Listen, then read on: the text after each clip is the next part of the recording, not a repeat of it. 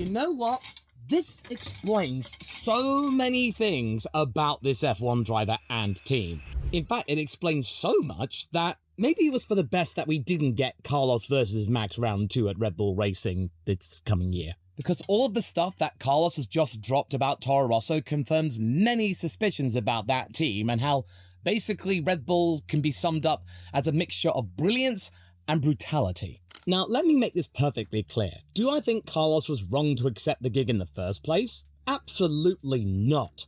It's obvious that being part of the Red Bull Junior team when he was back in the 2010s was the place to be. You know, before all the other teams started to get their act together in varying degrees of success and time. And may I remind you actually, the Mercedes Junior team you may mock, and its origins are considerably ironic because Toto Wolff to this day still regrets his decision and says, yes, I really should have signed on Max back in the day, I so regret it, so that's why I'm putting Kimi in the car. But hey, at least his team now has 2 graduates of that junior program, so go Toto, you got there in the end. In any case, the drawback with the Red Bull recruitment arm is that, sure, it does have the best success rate going in Formula 1 these days, at the cost of many others along the way.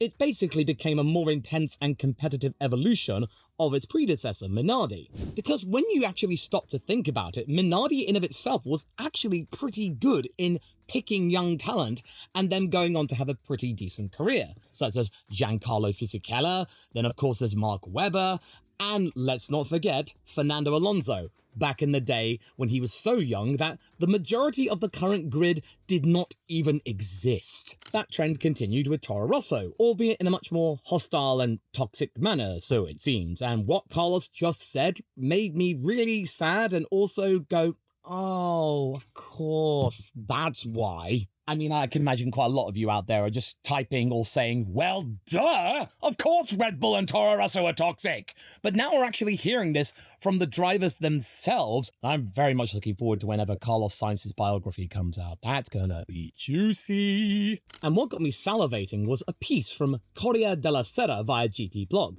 Carlos explaining that a key facet of the Red Bull monkey grinder, in some circumstances, they would intentionally create drama and conflict between the 2 drivers, Sainz likening it to the form of a duel.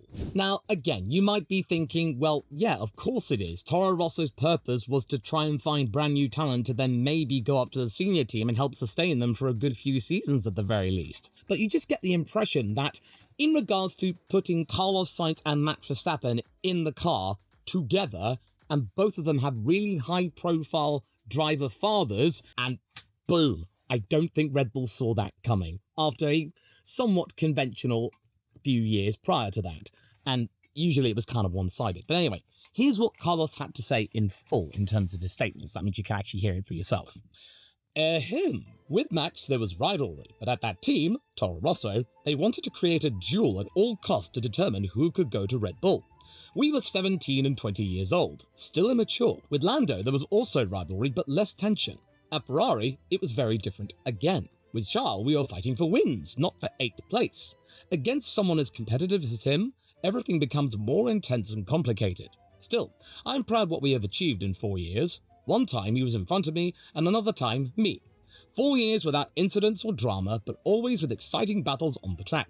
I hope this will one day be remembered and appreciated. Well, I can assure you, Carlos, it is very much remembered now and will be continually appreciated because, hey, goes to show that what you went through at Toro Rosso, that was pretty deep, man. And this goes hand in hand with a quote from Helmut Marko back in April of last year, right when the speculation regarding Sainz maybe returning to Red Bull peaked.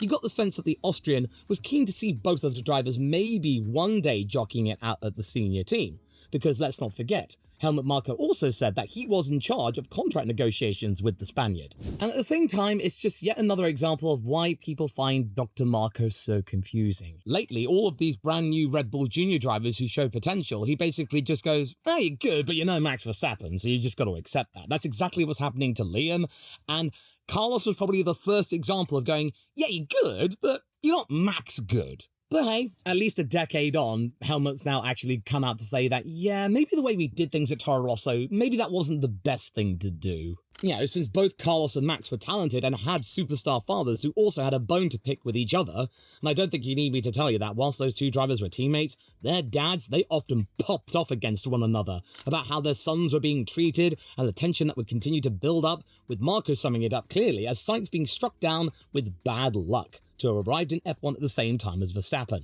And when you actually stop to think about it, I think 2015 was probably one of the best lineups that Toro Rosso or AlphaTauri or Racing Bulls or Minardi ever had, in terms of having two really talented potential future stars who actually did turn out to be stars. And unfortunately, it did expose Toro Rosso and Red Bull Racing and Christian Horner and Helmut Marko that little bit too much about how maybe things kind of get a little bit biased. I don't think Red Bull had any idea about how much tension, drama and acrimony that it would actually manifest, and it kind of makes you think. Maybe things got so bad internally that either Sainz or Verstappen would have walked away from the Red Bull fall altogether had the two drivers remained teammates for the whole of 2016, and that maybe it would have to have been Max who got the gig at Red Bull Racing. It was either going to be Red Bull or they were going to be walking. That's why Toto folded, because he wasn't going to be getting a promotion to the Mercedes main team. It was going to be maybe GP2, maybe Williams, then maybe we might discuss something after maybe Rosberg or Hamilton move on. So therefore, the best thing to do to keep Max around and maybe Carlos a little bit longer was to separate them, and it came at the cost of Daniil Kvyat. And I did find it odd that he did get the sack that early into 2016, because when you look at the results from the first few races of that year, the flyaways, the Russian wasn't terrible. In fact, before he got sacked, he netted Red Bull's only podium of that season, and 2015, that was by no means a disgrace. Now, okay, he probably wouldn't have lasted into 2017, because many documentations do point out that if Verstappen didn't get promoted by 2017 or 18 at the latest, then the Verstappen camp would go to maybe Ferrari or something like that. Can you imagine that? Vettel and Verstappen together? Charles Leclerc then waiting in the wings, and then it would have been Verstappen and Leclerc come 2019 or 2020. Oh my god, that would have been even more chaotic. Just imagine that. Leclerc and Verstappen, karting rivalries, then racing for the Scuderia. Yeah, but needless to say, Danny simply could not hold a candle to either family. Because if the prevailing wind is not in your favour, Marko and Red Bull have a history of making tough decisions about their drivers, even when some of them show notable potential. And Sainz's comments come not long after fellow Toro Rosso recruit Jaime Alguersuari, often referred to by Martin Brundle annoyingly as Alguersuari. He had a pretty solid 2011 campaign, there were no signs of him being dropped, and he was even promised to get the call-up to partner Vettel for 2012, as it was looking clear that Mark Webber was maybe considering retirement. And thusly, he spurned a potential move to Lotus because he thought maybe he would get a chance in a definite race-winning machine. And then as it turns out, ultimately, the waiting game did not work out for him. He got dumped by Helmut Marko in a 1-minute phone call. We don't think you're all that now, we got Daniel Ricciardo coming in, Buemi was out, then there's Jean-Éric Vergne in the wings. Yeah, Toro Rosso decided to get rid of both drivers. It's yet another example of how vicious Red Bull can be, and it's the lesser talked conversation, and I do think it does need to be brought up. So Carlos Sainz actually makes me rethink what happened with Jaime, and I really feel bad for him. Sebastian Buemi, hey, at least it worked out for him in endurance and Formula E. Oh well. And with Carlos's comments ringing in my head, it's all the more evident that the timing of his arrival in Formula 1 was unfortunate, if you are hoping to become a Red Bull racing driver and then maybe world champion. But then again, considering where Red Bull were, that wouldn't have been coming anytime soon. Not to mention, it was becoming increasingly obvious throughout 2016 that Red Bull's future roadmap would be the likes of Daniel Ricciardo and Max Verstappen working together for many, many years to come. Because Max Verstappen has come out to say that the best teammate he ever had was the likes of the Australian. He learnt many things from the guy, and I believe him entirely. Even if he had remained for 2018 and Ricciardo decided to split, do you really think, thanks to the toxicity of their rookie tenure, they would have put them in together again, having them barely had any time and them still being in their early 20s? Yeah, no. So ultimately, it kind of left Carlos Sainz as a lame duck driver, as in, he was slowly becoming a fairly experienced driver, and that was not the modus operandi of Toro Rosso. There were people coming in like Pierre Gasly, there was Brendan Hartley, and Carlos, well, he ended up being just a bargaining chip in Christian Horner's attempt to try and get Cyril Abiteboul, the scourge of Red Bull racing in the mid-2010s, away from them as much as possible. They could then start the arrangement of having Honda coming into Toro Rosso to then ultimately go to Red Bull Racing. They would have their own successes together. Honda would then get cold feet and then would come back again. And now we are here today with Red Bull powertrains Ford. And now many people, and even Christian Horner, saying that, yeah, maybe we might not be the best engine supplier eventually, but don't worry, we will get there. And we actually do realize that not many brand new power unit suppliers actually succeed. But hey, at least we're giving it a go. But then at the same time, you could say that the time spent with Verstappen as his teammate, Carlos did learn many things, and it did shape him into the driver that he is today. And it would explain many things as to why he's not afraid to speak his mind and oppose certain decisions from the pit wall. Because when you stop to think about it, of course this makes perfect sense. Of course this is why many Ferrari fans probably don't consider Carlos to be a really good example of a Ferrari driver, because he's thinking for himself. He had no choice. He had to speak up and speak his mind, because he was basically bashing his head against the Verstappen wall. Most notably in 2015, the Singapore Grand Prix. There were clear team orders for Max to let Carlos through based on what Toro Rosso wanted to do, but Max refused to do so. And then what's been brought to light in a recent biography on Verstappen, it alluded to the frictions at Toro Rosso and there being a definite cause for concern, which was, you guessed it, stirred up by Dr. Marco.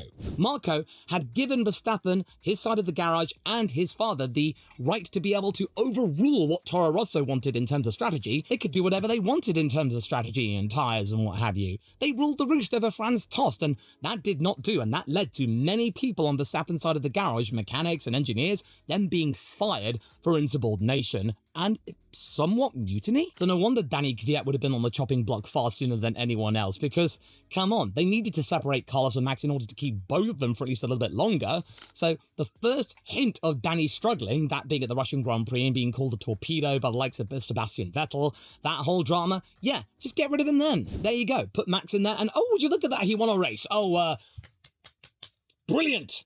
And brutal. So yeah, that duel that Carlos alluded to, it was like Max Verstappen brought a railgun to proceedings and Carlos could only respond with his bare hands. I mean, what does this say about Red Bull? Well, don't mess with Jos Verstappen, clearly. Whereas Max himself is more likely to be diplomatic than his father would be, the apple doesn't fall far from the tree when it comes to on-track action. Even if the garage antics are a lot more civil than during the early years, that maybe the influences around them when they were such a young age were enough of a wedge to be driven between them just for the sake of who would come out on top and be the one to partner up with Ricciardo for many years to come. It is really depressing to hear, but it's not all that surprising. That's how harsh Formula One can be.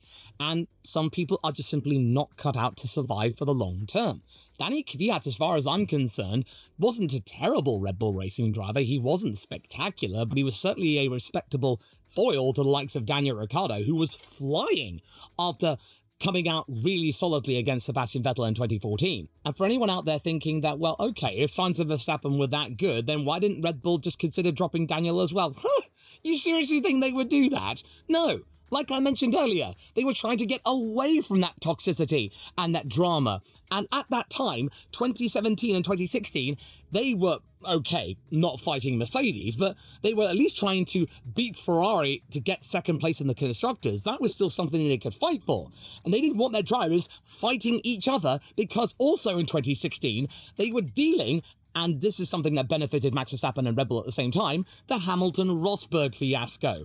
Two drivers vying for the World Championship, they were taking each other out, fighting each other, and making it a lot harder for Toto's Tiki Tika. I wouldn't be surprised that that drama would have weighed heavily on Christian Horner's decision as well going into that year. Sure, the Red Bull team weren't in a position to fight for championships, but they could easily fight something else. So why would they want to repeat something that was happening at Toro Rosso, where both parties, the Sainz and Verstappen camp, were going at each other's throats? And that is why Horner's more recent comments about maybe opening up to the idea of bringing Carlos back to Red Bull in the future ring hollow for me. Because from what I can gather, when Helmut Marko was in charge of contract negotiations with Carlos Sainz, it was looking like maybe there could have been something worked out, that they might have been able to come up with some kind of solution to maybe convincing him not to go to Audi and maybe coming back to Red Bull Racing.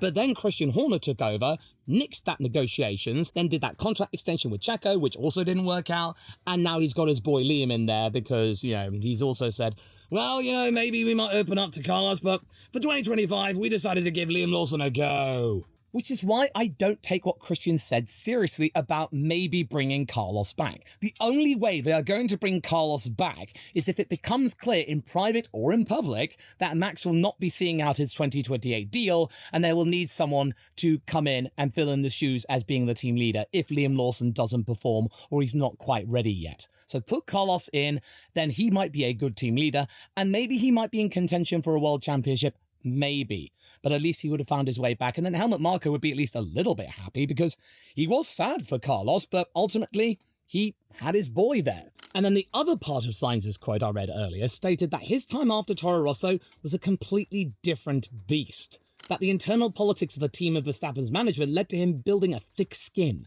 and a determination which has paid dividends in terms of his long-term future. It probably goes some way to explain that why at times Carlos can be seen as quite headstrong and selfish, because he's had to do all the processing in his head and justify things that could maybe benefit him and the team in the long run. Kind of like for Fernando Alonso in a way, being able to think about strategy on the fly, thinking about other drivers and teams, not just their own race. This is something that we see all the time and probably gave rise to the infamous quip that he gave his Ferrari pit wall of stop inventing.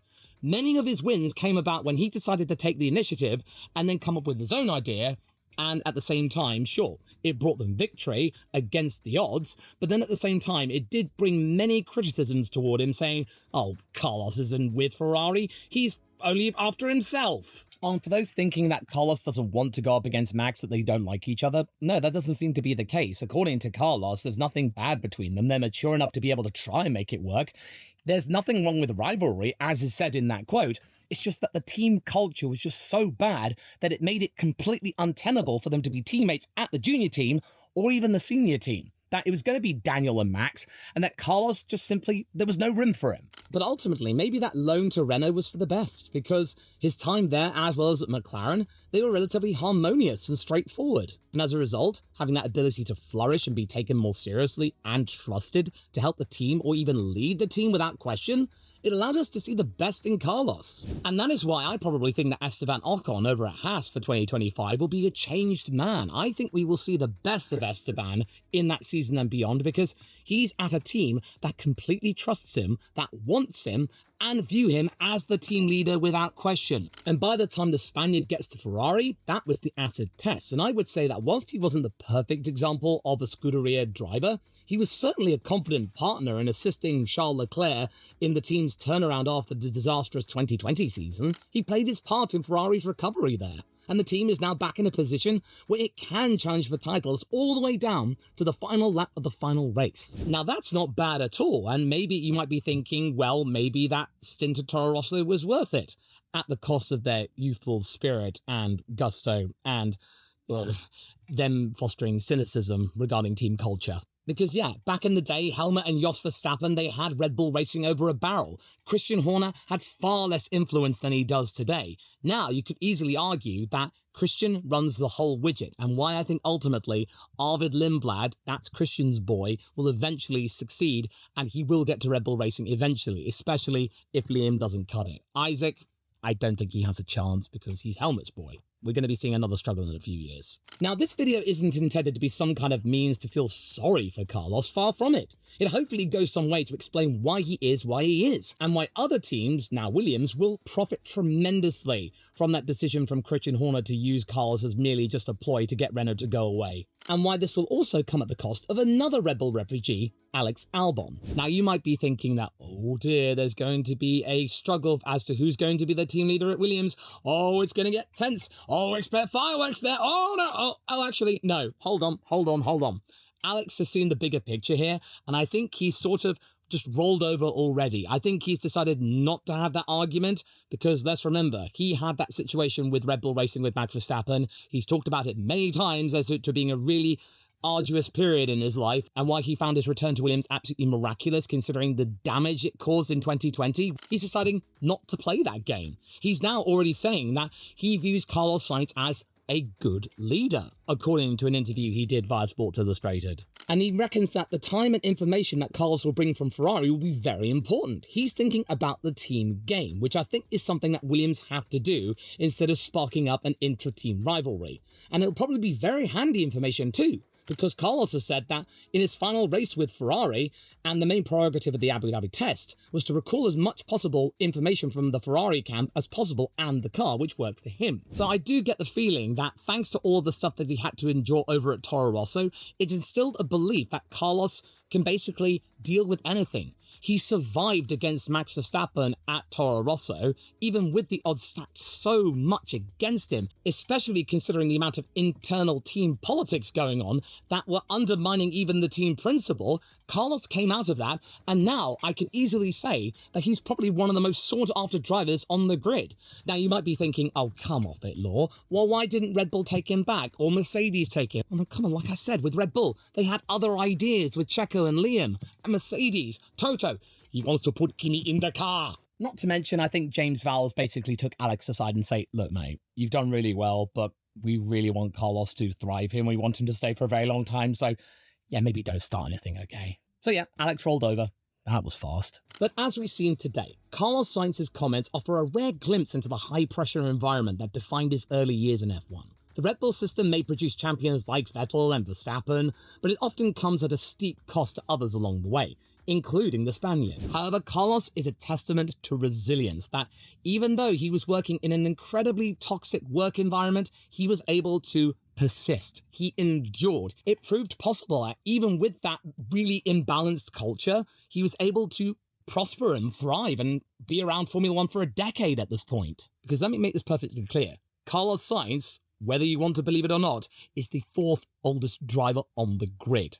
Wow. But this also raises an important question. Is Red Bull's approach sustainable? While they've enjoyed unprecedented success, the revolving door of drivers leaves behind a trail of what-ifs and if-onlys and missed potential along the way, including with Jaime Alguersuari. Is it worth sacrificing the mental well-being of young talents to find the next world champion, or could there be a better way? Because for one more time, Red Bull can easily be summed up as a mixture of brilliance and brutality. No pressure, Liam. And to find out why I further think that Carlos Sainz is about to prove even more doubters wrong about his long-term prospects, watch this video next, straight after this one.